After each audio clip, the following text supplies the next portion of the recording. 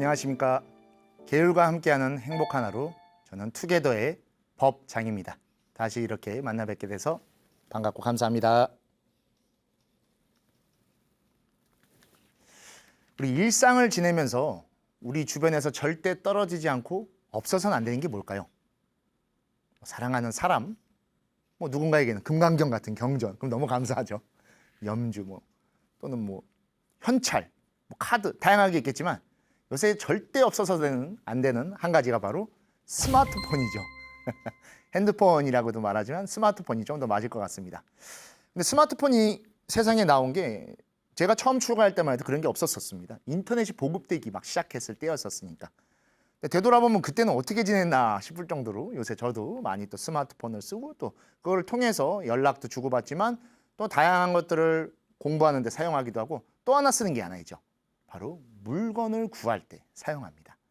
여러분들도 과거에는 스마트폰이라고 하면 무슨 톡이나 그런 걸로 연락을 주고받거나 뉴스를 보거나 여러 저희 투게더 유튜브를 보시듯이 영상을 즐기시거나 하실 텐데 지금 스마트폰의 또 하나 중요한 기능 중에 하나는 여러 가지를 살 수 있게 된 것이죠.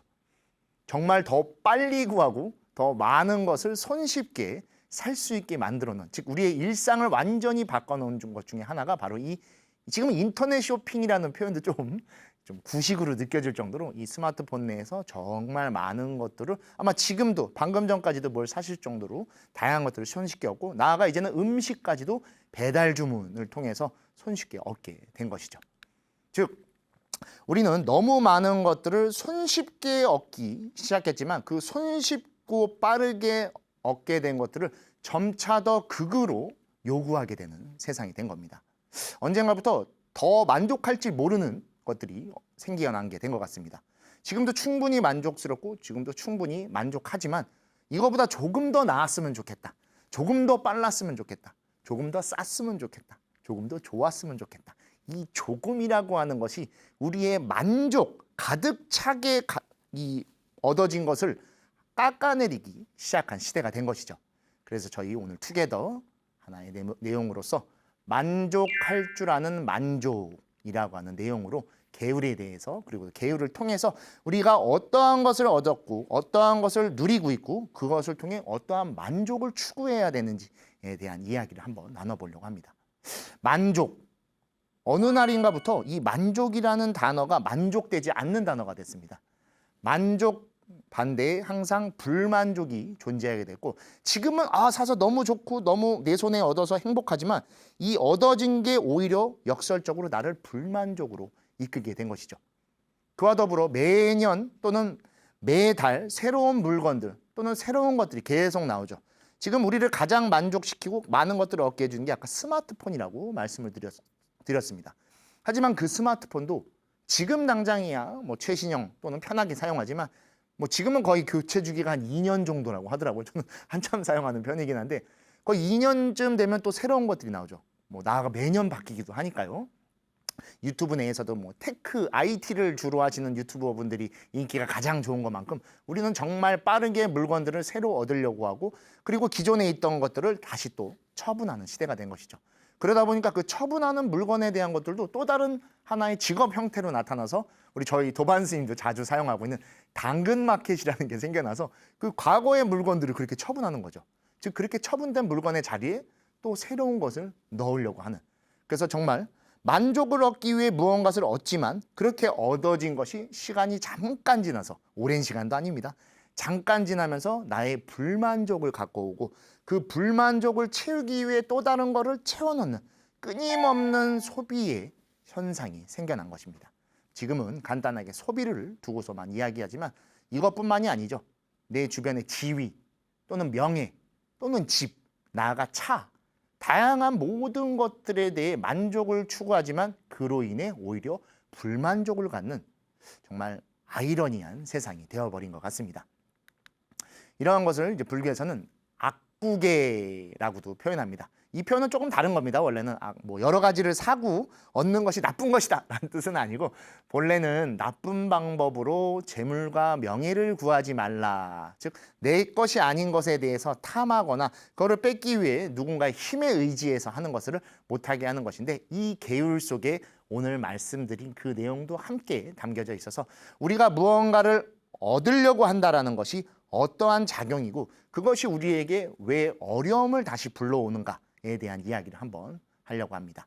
그래서 이와 반대되는 표현으로서 자신에게 필요한 것을 바르게 구하여 그 안에 나의 삶을 녹이는 겁니다. 그 삶 속에서 그것과 함께 사용하게 하는 것이죠.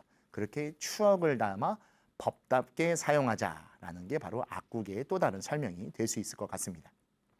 저희가 지난 시간부터 안경이 좀 바뀌었습니다. 눈썰미가 있으신 분은 보실 거예요. 법장 선생님 안경이 바뀌었네 라고 해서 까만색 태로 바뀌었는데, 앞에 있던 금색 태와 이 까만색 태가 제가 일본을 유학하면서 사용했던, 지금으로 하면 거의 한 20년 가까이 사용한 안경테인 것 같습니다. 제가 눈이 많이 나쁘다 보니까 안경알이 굉장히 두꺼운데 그래서 태를 좀 가벼운 걸 쓰는데, 이 안경테에는 저에게 굉장히 많은 추억이 담겨져 있습니다. 석사 시절에 그 어두운 연구실에서 공부할 때도 있었고, 박사 논문을 쓸 때 정말 눈이 빠지게 원서를 공부하고 해석하고 논문을 썼던 시간에도 이 안경을 항상 갖고 있었죠. 그래서 지금은 색이 많이 바래서 검은색인데 이 벗겨져 갖고 이 안에 있는 철제가 회색이니까 나옵니다. 그래서 제가 매직으로 이렇게 칠해갖고, 지금도 까맣게 보이시긴 하겠지만 안경 닦을 때 이렇게 잘못 만지면 까만 게 묻을 정도로, 저에게 이 물건은 즉 추억이 담겨져 있는, 어떻게 보면 저라고 하는, 법장이라고 하는, 그리고 이 투게더를 진행할 수 있게 해준 것이 계율이라고 하는 것이고, 그 계율을 공부하는 시간 속에서 함께 공존했던 그러한 안경일 수 있을 것 같습니다. 그래서 오늘은 그러한 내용에 대해서 한번 같이 살펴보려고 합니다. 이 악국에는 법망경의 17번째 제17경계 속에 설명되어지고 있습니다. 내용을 한번 잠깐 보시면, 너희 불자들이여 스스로 음식이나 돈과 재물, 이익, 명예를 위해 일부러 국왕이나 왕자, 대신, 관료들과 친근히 지내며 그들의 권세에 기대어 사람들을 때리고 협박하여 물건을 요구하거나 돈을 취해서야 되겠는가? 모든 이익을 구하는 것을 악구와 다구라고 한다. 사람을 시켜 이처럼 구하면서 전혀 자비로운 마음과 효순하는 마음이 없다면 경구죄를 범하느니라 라고 해서, 원래 이 악구계가 설정된 것은 자신이 얻을 수 없는 것 또는 얻어서도 안 되는 것을 일부러, 여기도 나와 있죠. 우리 계열에 자주 등장합니다.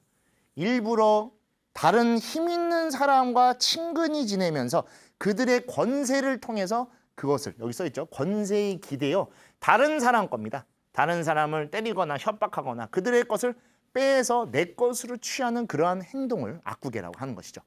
그냥 듣는 것만으로도 나쁘게 얻는 뜻이죠. 그래서 모든 이익을 취하는 것을 악구와 다구라고 한다라고 해서, 처음에 악구에 대해서 설명을 해드릴 것이고, 그 다음 다구, 많은 것을 원하는 것. 아까 처음 설명은 즉 다구에 관련된 내용입니다. 먼저 악구를 보고 그래야 왜 많은 것을 얻으면 안 되는가에 대한 것들을 살펴봐야 되기 때문에 이 두 가지, 즉 악구와 다구가 왜 잘못된 수밖에 없는 것인가에 대한 이야기를 한번 나눠보려고 합니다. 악구, 타인을 괴롭혀 재물을 얻거나 뺏는 것. 괴롭힌다라는 뜻이 누군가를 막 이렇게 괴롭히거나 때리는 것만이 들어있는 게 아닙니다. 그 사람을 힘들게 하거나 그 사람을 피곤하게 해서 그것으로 통해 뭔가 노동을 쟁취한다던가, 그렇게 해서 쟁취된 무언가로 내가 이익을 얻는 것을 말하는 것이죠. 그래서 크게 네 가지를 정리하면, 핍박하여 물건을 요구하고, 때려서 괴롭게 하고, 자신의 것이 아닌 즉 타인의 것을 뺏고, 돈과 재물을 가로챈다. 근데 우리의 일반적 사회생활은 다 악구에 해당되는 것들이 굉장히 많습니다. 누군가에게 일을 시키거나 누군가의 것을 내가 뺏으려고 한다던가, 즉 얻으려고 한다는 자체도 이 뺏는다라는 개념 속에 들어있는 것이죠. 즉 무리하게 무언가를 요구하거나 그 무리함 속에서 다른 사람을 힘들게 하는 것, 이 모든 것들이 다 악구라고 하는 것이죠.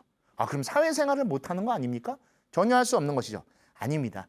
오히려 더 정당하게 마땅히 줘야 될 것들을 바르게 전달해주고 깎으려고 한다던가 함부로 내주려고 하는 것이 아닌 그들이 노동한 만큼 적정한 양을 주어야 하고 그들이 하는 것만큼 주어야 되는 것이고 나 역시도 지금 상황에서 얻을 수 있는 것만큼 얻으려고 해야지 남의 것을 얻기 위해 그들을 괴롭히거나 헐뜯거나 끌어당겨 온다라고 하면 서로의 관계 속에서 서로를 필요하게 만들고 그들을 괴롭히는 것이 되기 때문에 그 자체가 바로 악구라고 하는 형태가 되어버리는 것입니다. 여기 나와 있듯이 우리 현수법장 스님 잘 알고 계시죠? 여러 번 등장했죠. 이미 이제 제가 아닌 걸 아실 겁니다. 세력가나 권력가의 위세를 가까이 하거나 의지한다면 자기, 즉 자신의 바른 행인 정행을 잃는다. 그래서 대승과 소승의 모든 경전에서 전부 간곡하게 수행자가 이것들을 가까이 하는 것을 허락하지 않는다. 즉 권력에 의지한다던가 무언가 세력가에게 의지한다라는 건 내가 무언가를 원하기 때문입니다. 그 원하는 걸 얻으려고 할 때 이미 그들에게 부탁을 할 것이고 그 부탁을 받은 그들은 무언가 힘으로 그걸 누르려고 할 겁니다. 즉 내가 직접 하는 것은 아니지만 누군가에게 부탁을 하거나 시켜서 그것이 하기 때문에 그 과정 속에는 즉 내가 업이 쌓이는 것이고 그 업에 의해서 바로 우리의 정행, 올바른 행을 잃게 되는 겁니다. 이 올바른 행이 왜 중요한가? 바로 이 올바른 행이 청정한 행으로 이어지기 때문입니다. 화엄경에는 60권 화엄이라는 것이 존재합니다. 그 중에 제 6번째가 보살 명남품이라고 해서 하기 어려운 것을 깊이 사유하고 해낸다라는 보살이 그러한 행을 닦아야 된다는 것을 말하는 게 보살 명남품인데 그 중에 7번째 실천행이 바로 이 정행을 닦는 것으로 나옵니다. 이 바로 정행에 대해서는 이처럼 설명합니다. 정행을 닦지 못한다는 건 가난한 사람, 즉 빈궁한 사람이 밤낮으로 남의 보물을 헤아리지만 자신의 몫은 반푼도 안 되는 것과 같다. 이게 무슨 얘기냐면 남의 보물 창고에서 그것을 관리하고 헤아리는 사람이 그 부잣집의 것을 매일같이 헤아리고 매일같이 만지고 보지만 정작 그 안에는 내 것은 단 하나도 없었다라는 것이죠. 그와 마찬가지로 올바르게 얻어지지 않는다라는 것은 그 어떤 것도 내 것이 될 수 없는 것이고 그로 인해 가장 크게 잃는 것은 바로 자기 자신의 바른 행인 겁니다. 그 바른 행이 없다라고 하면은 정행, 즉 청정한 행이 없어지게 되는 것이죠. 청정하지 못하다, 불교에서 그거는 무엇을 뜻일까요? 더러워진다라는 의미여서 무엇에 의해 더러워지냐면 업에 의해서 그 업이 번뇌가 돼서 우리의 삶을 번뇌의 덩어리로 만들게 하는 것이고 그 번뇌에 휩싸인 우리의 삶은 결국에는 우리를 바른 길로 이끌어주지 못하고 그 끝에는 행복이 있을 수 없게 되는 겁니다. 그래서 화엄경에서도 제6장이 보살 명남품이지만 제7장이 곧바로 이어서 정행품으로서 등장을 합니다. 즉 보살이 하기 어렵고 희유한 이러한 행을 닦음, 특히 그 안에서 정행을 바르게 닦는다는 것이 바로 우리 뒤에 이어지는 정행으로 연결되어 있다는 것을 화엄경에서도 이처럼 설명하고 있는 것이어서 내가 지금 해야 할 바를 바르게 하면서 그 해야 할 바 속에서 얻어지는 이익이나 또는 명예 무엇이 될지 모릅니다. 그것을 올바르게 얻고 그것에 만족하면서 내 삶을 조금씩 발전시켜 나갈 때 하루하루 발전되기 때문에 그 끝에는 더 큰 발전이 들어있는 것이고 그 발전이라고는 표현했지만 그게 더 큰 이익 또는 더 큰 명예가 될 수도 있는 겁니다. 마치 손바닥을 뒤집듯이 극적으로 내 삶을 탁 이렇게 바꾸겠다라는 것은 어디에도 존재하지 않죠. 하지만 우리는 그런 것들을 엄청 꿈꿉니다. 그것을 대변하는 게 바로 복권이라는 형태로 인간이 그것을 만들어낸 것이죠. 근데 요새는 복권을 사도 인생이 이렇게 바뀌지는 않더라고요, 보니까. 그만큼 우리 삶이 많이 척박해짐으로 인해서 복권이라고 하는 복다운 권이 오히려 우리의 삶도 못 바꾸는 그러한 척박함을 스스로 점차 내몰고 있게 돼버린 것이죠. 그래서 지금 나의 처지와 내가 할 수 있는 것을 바르게 인식하고 그 인식한 것 속에서 바르게 얻어나가는 것들이 점차 쌓이면 바른 삶을 사실 겁니다. 그 바른 삶 끝에 있는 게 바로 행복입니다. 만족은 행복을 주기 위해 있는 것입니다. 그리고 행복하기 때문에 만족할 수 있는 것입니다. 채운다라는 것으로 만족을 느끼려고 하면은 그 채움이 빠지고 나면 불만족이 생기고 그로 인해 우리는 불행해질 겁니다. 수행을 하고 일상을 살고 무언가를 해내면서 불행해지고 싶은 사람은 세상에 단 한 명도 존재하지 않고 있을 수도 없습니다. 올바른 행은 우리를 행복으로 이끌 것이고 그 행복 속에는 일상의 만족이 가득 담겨져 있을 겁니다. 그리고 그 만족이라고 하는 것을 올바르게 채우려고 하는 노력이 바로 필요한데 그게 되어지지 않는 게 바로 다구라고 하는 형태로 아까 악구와 다구 두 가지가 설명되어 있었죠. 즉 아까 여러 어플이나 스마트폰을 통해서 수많은 것들을 손쉽게 사고 많은 음식들도 살 수 있지만 그렇게 구하는 것에 있어서 그렇게 구해지면 편하고 좋아서 만족해야 되는데 오히려 그게 만족을 이끌지 못하는 즉 구하는 것에 만족이 없는 것이 다구라는 것입니다. 구할수록 부족하고 채울수록 불만족스러워집니다. 마치 눈앞에 가득한 음식이 있어서 내가 막 다 먹어야지라고 막 먹는데 그게 오히려 나를 불태워버리는 그 아기와 같이 자신의 욕심을 채운다는 것이 도리어 자신을 더 깊은 고통으로 끌고 가는 것이 다구인 겁니다. 우리는 정말 많은 것들을 요새 소비하고 정말 많은 것들을 손쉽게 삽니다. 그냥 간단하게 언제든지 살 수 있고 그 간단하게 샀기 때문에 간단하다는 인식 때문에 간단히 버릴 수도 있게 되어버린 것이죠. 즉 내 안에 머무르는 것이 물건이 시간이 굉장히 짧아졌습니다. 음식도 물건도 나를 지금은 거쳐가는 게 된 겁니다. 이 무언가를 통해 내가 이것을 영위하고 살아가는 것이 아니 잠깐 체험하듯이 사용하고 다시 내버리는 그런 형태가 된 것이어서 끊임없이 무언가를 살 수밖에 없고 산다라는 소비 활동이 들어있기 때문에 쌓이지가 않죠. 남아있어야 쌓이고 쌓인 것을 통해 내가 다른 것들을 영위해야 되는데 회전율이 빨라지다 보니까 모일만 하면 다시 사고 모일만 하면 다시 사고 즉 빈 독이 되어버린 상태가 된 것입니다. 그래서 오늘 이 악구계를 통해서 다구에 대해서 더 여러분께 설명드린 이유도 바로 그 부분입니다. 사실 누군가를 괴롭히고 힘들게 해서 뺏는다라는 것은 살면서 크게 많이 없습니다. 굉장히 힘들죠. 인간이기 때문에 그런 나쁜 짓은 할 수 없고 특히 우리 투게더를 보고 계시는 분들은 대부분 다 불자 여러분들이기 때문에 불자님들이 그런 걸 한다는 건 기본적으로 상상할 수가 없는 일들이죠. 다만 내 주변에 나도 모르게 그냥 손쉽게 무심결에 요새는 지름신이라고도 하죠. 불교에 신이 없는 거 아시죠? 원래 없는 신을 우리가 만들어서 질러버리게, 즉 아무거나 사게 만들게 된 것이죠. 즉 그런 것들이 우리를 더 스스로 힘들게 하고 그렇게 부족하기 때문에 다시 또 악구를 해버리는 경우도 생기기 때문에 오히려 그래서 더 이 다구를 방지함으로써 악구도 막고 남과 비교해서 스스로를 깎아내리는 것도 없애고 내 안에서 영위할 수 있는 것들을 잘 살펴보고 그를 통해 행복을 추구했으면 하는 마음에서 오늘 악구계 속에서 이 다구계를 여러분들께 거듭 설명해 드리고 있는 겁니다. 유교경에는 이러한 내용이 나옵니다. 욕심이 많은 사람은 많은 이익을 구하기 때문에 고뇌도 또한 많지만 욕심을 줄이는 것을 행하는 사람은 마음이 평온하여 걱정하거나 두려워할 것이 없다. 만족할 줄 모르는 사람은 비록 부유해도 가난하니 언제나 부족하다고 생각하기 때문이다. 만족할 줄 아는 사람은 비록 가난해도 즉 부족해도 부유하니 항상 안락하기 때문이다. 제가 쭉 말씀드린 내용이 이 유교경 안에 너무나 잘 설명되어 있습니다. 다구라고 하는 것을 통해서 악구로 이어진다라고도 말씀드렸듯이 무엇을 하든 간에 아무리 채워도 만족할 줄 모르면 어떤 것도 채울 수 없습니다. 즉 여기 나와 있죠. 무언가를 자꾸 가지려고 하는 그 욕심이 가장 중요합니다. 욕심이 바로 집착이 되는 것이죠. 여러분 집착이 무엇이 되죠? 고통이 되는 겁니다.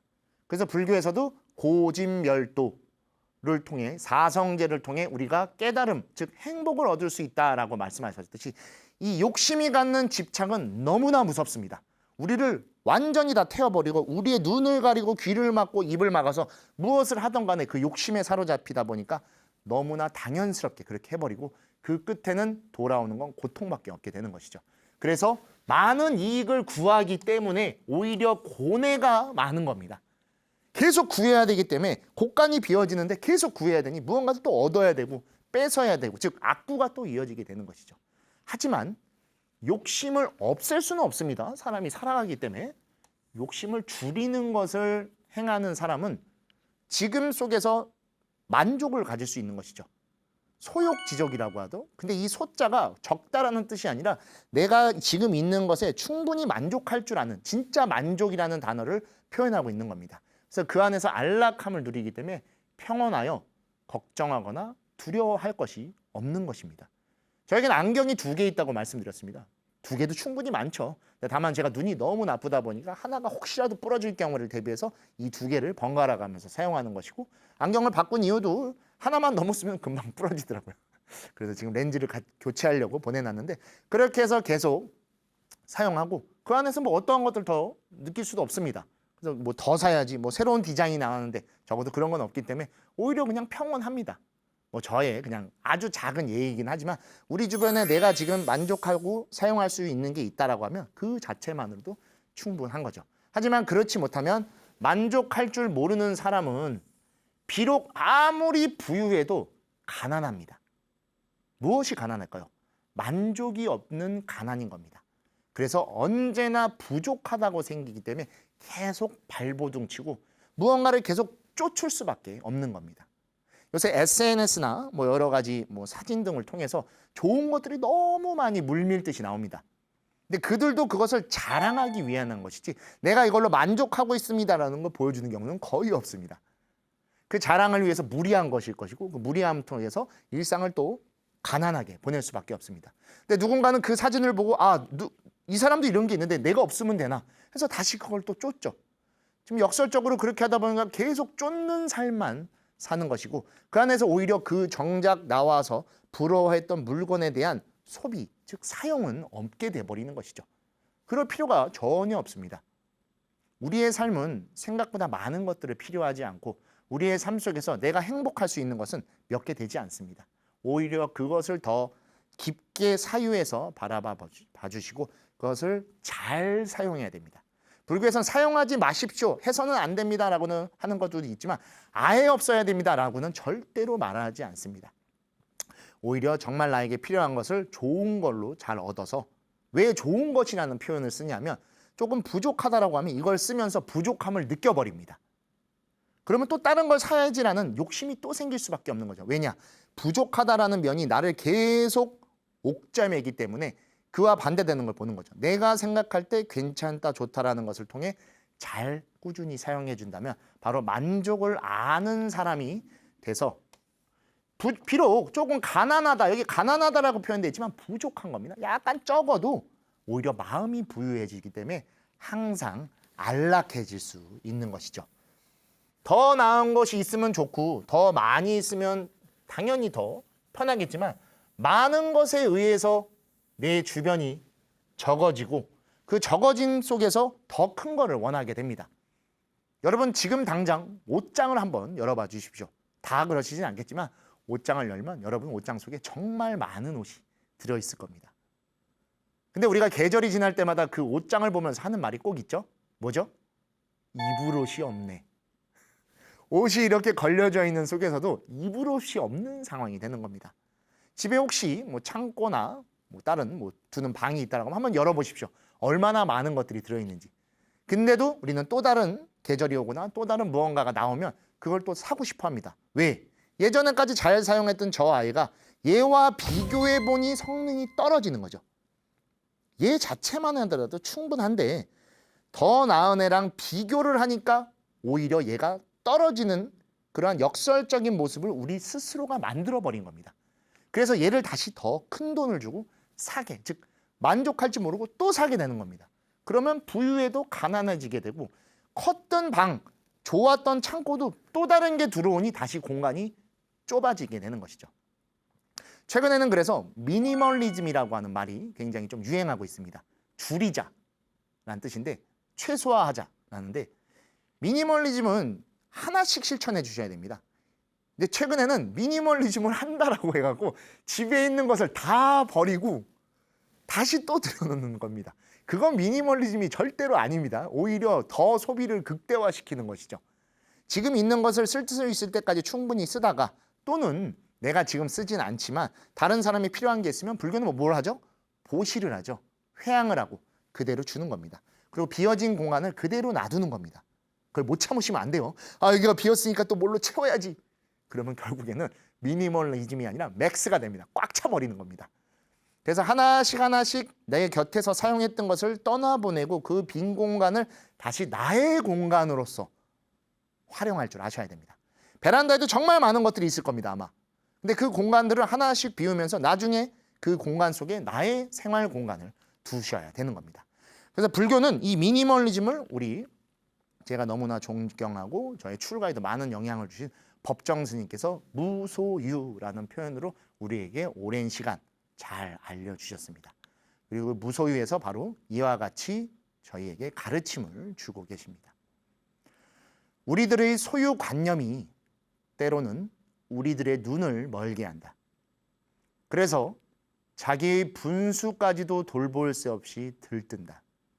그러나 우리는 언젠가 한 번은 빈손으로 돌아갈 것이다. 즉 아까도 말씀드렸듯이 다구를 하려다 보니까 점차 나를 몰아내게 되고 내 소비를 하다 보니 가난해지게 만든다. 그러다 보니 자연스럽게 악구를 하게 되는 거죠. 얻어서는 안 되는 것까지도 얻고 싶어하고 무언가를 쟁취하려고 하는, 그렇게 해서 우리의 눈을 멀게 하는 겁니다. 그러다 보면 우리의 분수를 돌볼 새도 없이 들뜨게 되어버리는 거죠. 그러다 보니까 대출도 많아지고 최근에는 무슨 푸어들이 많죠. 하우스 푸어, 카 푸어. 차가 있어도 됩니다. 차가 필요하다는 건 이동을 하거나 어디가에 가기 위한 것이죠. 근데 카푸어의 삶은 무엇이죠? 남과 비교해서 더 좋은 차를 타고 싶어서, 그리고 그걸로 인해서 남에게 자랑하고 싶기 때문인 겁니다. 그래도 이런 말이 있죠. 큰 집으로 이사 가도 집을 줄여서 가는 경우는 없다. 집을 줄여서 간다라고 하는 건 실패한 것 같다. 아닙니다. 불필요하게 집이 클 필요는 없습니다.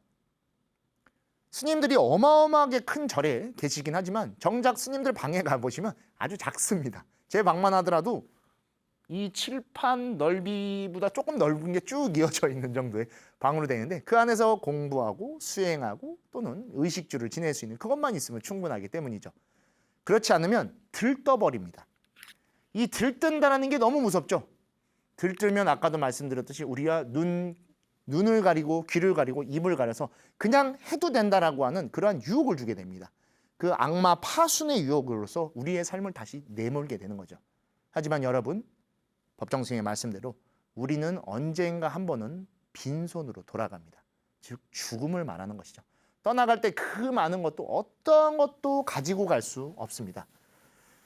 전 세계 역사 속에 수많은 왕들이 자신의 죽음을 이 모든 재물과 함께 가기 위해 왕의 무덤을 만들고 그 안에 많은 것들을 묻어두었습니다. 지금 대부분 다 어떻게 됐죠? 오히려 무덤이 파헤쳐지는 끔찍한 결과를 스스로 불러온 것입니다. 죽어서도 온전히 못 죽다 보니 더 큰 왕들은 자신의 무덤을 숨기기 위한 애를 썼었던 것이죠. 언젠가 빈손으로 가는 삶이지만 아예 빈손이 아닌 내 삶 속에서 나의 분수에 맞게, 분수라는 표현이 조금 불편하긴 하겠지만 내가 지금 쓸 수 있는 선 내에서 잘 사용해서 오랜 시간 함께 영위하고 삶 속에 투영돼야 한다는 것이죠. 그렇지 않으면 법정스님의 다음 가르침과 같이 됩니다. 우리들이 필요에 의해서 물건을 갖게 되지만 때로는 그 물건 때문에 적잖이 마음이 쓰이게 된다. 그러니까 무엇인가를 갖는다는 것은 다른 한편 무엇인가에 얽매인다는 것이다. 최근에 유튜브나 인터넷에 보면 재미있는 농담이 있습니다. 이제 여성분들이 좋은 이 명품백이라고 하죠. 가방을 들고 다니시는데 이게 정품인지 가품인지를 확인하는 방법이 비 오는 날 보면 안다라고 합니다. 비 오는 날 머리가 젖지 않게 하기 위해 가방을 이렇게 쓰는 게 아니라 오히려 가방이 젖을까 봐 자신들 품 안에다가 가방을 넣고 뛴다라고 합니다. 그리고 바닥에 내려놓으면 안 된다고 하죠. 오히려 바닥에 내려놓고 비를 맞추는 게 더 멋있는 게 아닌가라고 저는 좀 생각은 해봅니다. 그만큼 필요에 의해서 이 가방이 이래서 나에게 필요해라는 유혹에 의해서 사게 되겠지만 그 물건 때문에 적잖이 우리의 마음이 쓰이게 됩니다. 우리의 마음은 지금 일상만으로도 충분히 버겁고 힘듭니다. 그리고 그 안에서 나를 성찰하고 사유하는 그러한 것들을 불교에서 이야기하는 것이죠. 최근에 선명상이 이제 큰 화두가 돼서 많이 하고 있는데 그 선명상이 뜻하는 것도 바로 우리가 우리의 삶을 좀 더 바라보고 우리 삶 속에서 잠깐 멈춘 상태에서 내가 무엇을 진짜로 추구하고 무엇에 의해 행복을 느끼는 존재인지에 대해 한번 바라봅시다라는 뜻입니다. 근데 오히려 우리는 유행을 쫓고 남에게 보여줘야 되고 그리고 그것을 위해서 무언가를 또 얻어야 된다는 것이죠. 그래서 무엇인가를 그렇게 갖는다는 것은 다른 한편, 즉 반대로 그것에 우리가 얽매인다는 것이죠. 잘 사용하기 위해 얻어진 물건이 오히려 사용하는 것이 아니라 속박이 돼서 그것이 헤쳐질까 혹은 없어질까 더러워질까 내 삶을 무겁게 만든다라고 하면 우린 다시 한번 생각해 봐야 됩니다. 내가 그 물건을 사용하고 있는 존재인지 그 물건을 지키고 속박되어 있는 존재인지를 깊이 바라봐야 됩니다. 그래서 법정 스님 또 이렇게 말씀하십니다. 크게 버리는 사람만이 크게 얻을 수 있다는 말이 있다. 물건으로 인해 마음을 상하고 있는 사람에게는 한 번쯤 생각해 볼 말씀이다. 아무것도 갖지 않을 때 비로소 온 세상을 갖게 된다는 것은 무소유의 영리이니까. 즉 내 주변에 이제 어느 정도 사용했다라고 하면 떠나보내고 그 자리를 채우는 것이 아니라 그대로 둘 줄도 알아야 됩니다. 다시 무언가를 채우려고 한다라고 하는 건 그 채움이 아닌 다시 또 다른 것으로 채워가는 끝없는 소유의 연속이 되는 것이죠. 그리고 그 소유는 결코 우리를 만족으로 이끌어가지 못하고 그로 인해 우리는 다시 또 마음을 상하게 될 겁니다. 소유에서 얻어진 물건이 내가 잘 사용해서 소비되는 물건이면 되겠지만 소유한 물건이 비교의 대상이 되고 그 비교로 인해 내가 스트레스를 받고 그와 내가 경쟁을 하는 모습으로 만든다면 오히려 나를 더 힘들게 하고 내 마음을 일상의 나를 상하게 한다는 것이죠.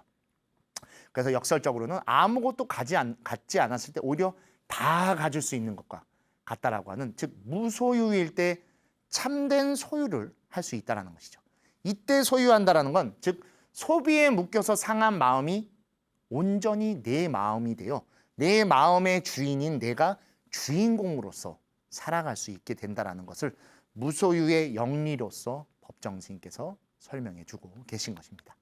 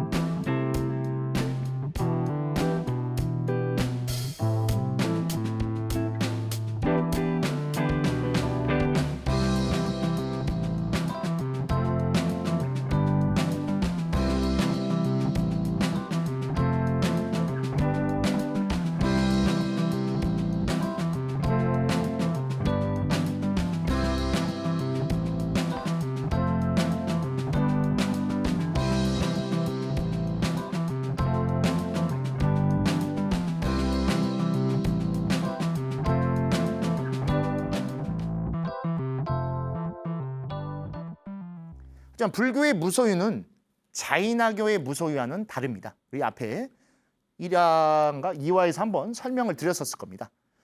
우선 자인화교의 무소유가 여러분들 대부분이 오해하고 있는 그 무소유입니다. 아무것도 갖지 않는 것이 자인화교에도 5가지의 계율이 있다고 말씀드렸었습니다. 우리와 똑같이 살도 음망 순서가 좀 다르죠. 있는데 그 망 다음 번째 우리는 불음주가 들어있지만 자인화교에는 무소유 라고 우리가 번역이 되어 있는 게 들어있는데 이건 정말로 단 하나도 소유하지 않는 겁니다. 그래서 자인화교의 성자는 아무 옷도 입지 않고 그냥 기저귀 같은 것만 하나 차고 걸어 다닌다. 그것을 공의파라고 부른다라고 말씀드렸죠. 흰 옷을 입고 있으면 백의파, 아무것도 입고 있지 않는 공의파입니다. 하지만 불교의 무소유는 아무것도 갖지 않는 것이 아니라 내가 가지고 있는 지금 그 무언가를 그걸로 다른 것을 대체하겠다는 것이 아니라 그것을 잘 사용해서 내 삶이 그 안에 잘 투영되어 그것과 함께 내 추억을 가질 수 있고 또는 그것을 내 삶의 한 부분이기 때문에 자손들에게도 물려줄 수 있는 유산이 되어야 하는 것이죠. 과거에는 보면은 아버지로부터 만년필을 받든가 뭐 형으로부터 책상을 물려받는다든가 뭐 결혼을 하게 되면은 우리 뭐 장인 장모님께 무엇을 받던가 시아버지 시어머니로부터 집안의 유산이라고 해서 뭐 시계나 무언가를 물려받는 경우들이 있었습니다. 근데 지금은 어느 순간에부터 다 사오죠. 하나부터 열까지 다 새로 사야지만 제대로 된 것이다라고도 생각하는 경우가 있는데 그만큼 우리는 소비한다라는 것을 통해 소유에 대한 인식을 잘못 갖게 된 겁니다. 소유한다라는 것으로 만족을 가져야 되는데 오히려 그 만족을 불만족으로 채워버리게 된 것이죠. 때로는 내 삶이 잘 투영된 것을 자손에게 물려주고 그 자손이 그 물건을 통해 먼저 떠나보낸 부모님이나 또는 조상을 추억할 수 있는 삶이 이어져야 됩니다. 그때 바로 올바르게 우리가 연기적으로 이어질 수 있게 되는 것이죠. 즉 불교에서 말하는 무소유라는 것은 바로 그러한 개념을 말하는 것입니다. 우리는 살아가면서 끊임없이 만족과 불만족의 대립 속에 존재하게 될 것입니다. 지금 우리가 무엇을 사고 또는 배달을 시킨 그런 것들도 다 이 불만족을 채우기 위해 만족한다라는 생각으로 그것들을 소비하지만 다시 그것이 역설적으로 우리를 불만족으로 이끌어 버리게 되는 겁니다. 즉 채우려는 만족이 아닌 덜어내고 비워내서 오히려 가득한 만족을 가졌으면 좋겠습니다. 그릇에 담으려고 하지 말고 새장 속에 스스로 가둬두려고 하지 마십시오. 우리의 환경은 우리 모두에게 열려 있고 우리 모든 공간이 우리가 살아가는 곳입니다. 수처작주 입처계진이라고 하는 불교의 가르침이 있습니다. 그곳에 가서 내가 참된 삶을 살 때 그것이 올바르다라는 뜻이지만 그 안에서 내가 바른 삶을 살 때 이루어지는 것입니다. 무언가를 채우려고 하고 무언가를 내가 가지려고만 한다고 하면 다시 나는 주인공이 아닌 조연의 삶을 살 수밖에 없는 겁니다. 그리고 그렇게 해서 채워졌다라고 생각하지만 우리보다 더 많은 것을 가진 존재들이 반드시 어디인가에 있을 수밖에 없고 그들과 나를 다시 비교하기 때문에 스스로가 스스로를 깎아내려서 어려움을 만들어내는 힘든 삶을 스스로에게 안기고 있는 것입니다. 최근에 젊은 친구들 사이에 이 소확행이라고 하는 말이 유행하고 있습니다. 이 원래 표현이 일본어입니다. 근데 제가 이 표현을 한국에 와서 듣고 되게 좀 기분이 좋더라고요.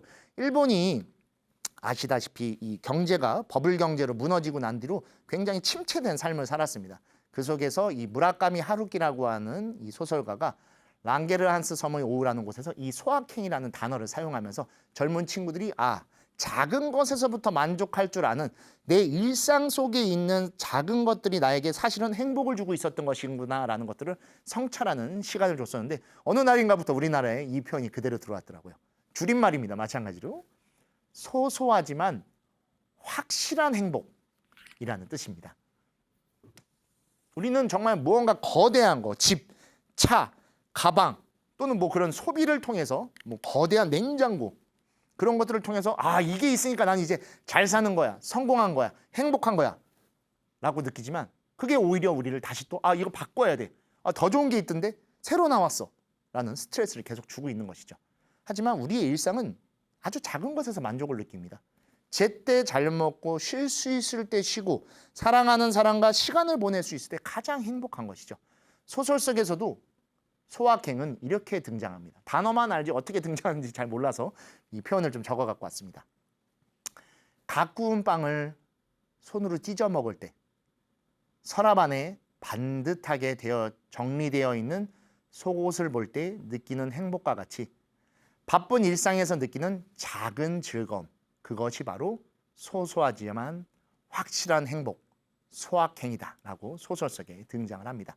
랑게르한스라고 하는 섬에 있는 생활을 표현한 거다 보니까 제때 그냥 잘 먹을 수 있는, 배고플 때 맛있는 식사를 막 사진을 찍기 위한 거, 남에게 보여주기 위한 거, 나 이런 데 갔다 왔어 자랑하기 위한 것이 아니라 정말 그냥 배고플 때 내 입에 맛있게 먹을 수 있는 거, 뭐 더할 나위 없이 좋아하는 사람과 좋은 분위기 속에서 먹을 수 있으면 더 행복하겠죠. 그게 우리가 어떻게 보면 의식주에서 바로 식이 주는 가장 큰 행복일 수 있을 겁니다. 그리고 내 일상 속에서 무언가가 내 일상에 맞게끔 잘 정리정돈되어 있는, 즉 나의 집, 생활 공간인 겁니다. 더 휘황찬란하게 인테리어라고 더 큰 집으로 가서 남과 비교하기 위해, 자랑하기 위한 것이 아니라 내가 하루 바쁜 일상, 지친 일상 속에 돌아와 안락하게 휴식을 취할 수 있고 조금 그냥 즐겁게 TV를 본다던가 저희 이렇게 투게더를 보거나 유튜브를 볼 수 있는 그런 시간을 제공할 수 있다면 그곳이 가장 안락한 우리의 머무는 곳, 주의 모습이 될 겁니다. 그리고 옷도 마찬가지죠. 아무리 많은 옷이 있다 할지언정 여러분 대부분 입는 옷만 입으실 겁니다.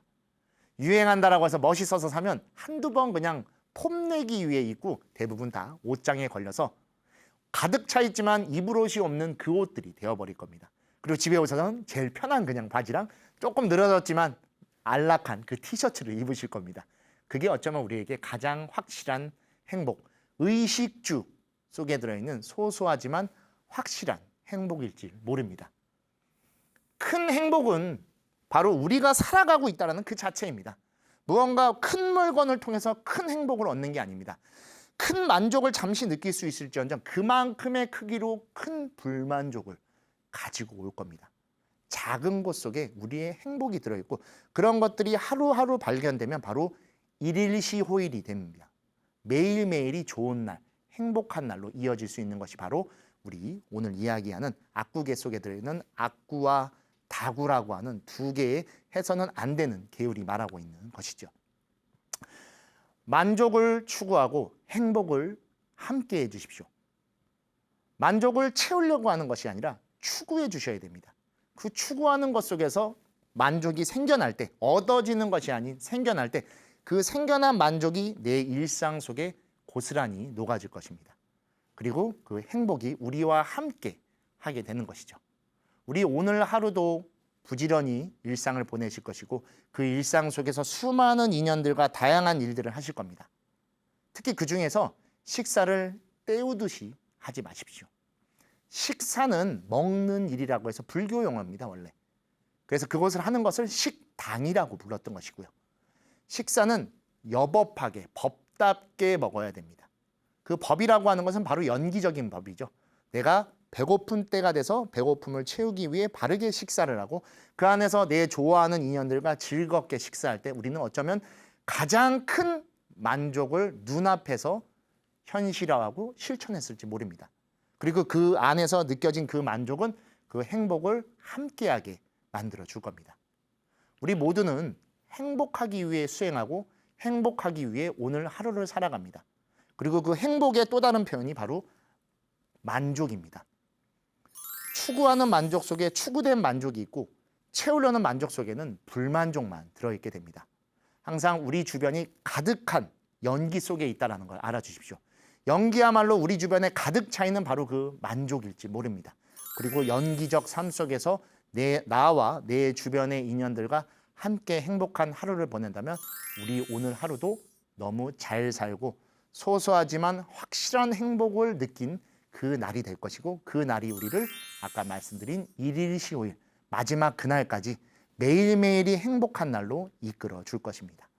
저희 계율과 함께 하는 행복한 하루라고 하듯이 그 함께 한다라는 것이 얼마나 중요한 것이고 그 행복이라고 하는 것이 바로 이 만족 속에 들어있다는 것을 잘 아는 오늘 하루가 되어주셨으면 좋겠습니다. 악구계라고 하는 단순히 나쁜 것을 통해서 무언가를 얻지 말아라 라는 표현도 있지만 그 안에 이처럼 우리의 일상에 대한 것들이 녹아져 들어있고 그 일상에 관한 것이 무리하게 얻어지고 채워지는 것이 아닌 그를 통해서 내가 만족할 줄 알고 행복을 추구할 줄 안다는 것도 바로 이렇게 계율 속에 들어있다는 것을 꼭 알아주시고 오늘 하루 다시 여러분들의 만족을 위해 실천해 주시고 만족을 위해 일상을 보내서 가장 행복한 하루를 보내셨으면 합니다. 저희 투게더 오늘 여기서 마치도록 하겠습니다. 여러분 행복한 하루 되어주십시오. 감사합니다.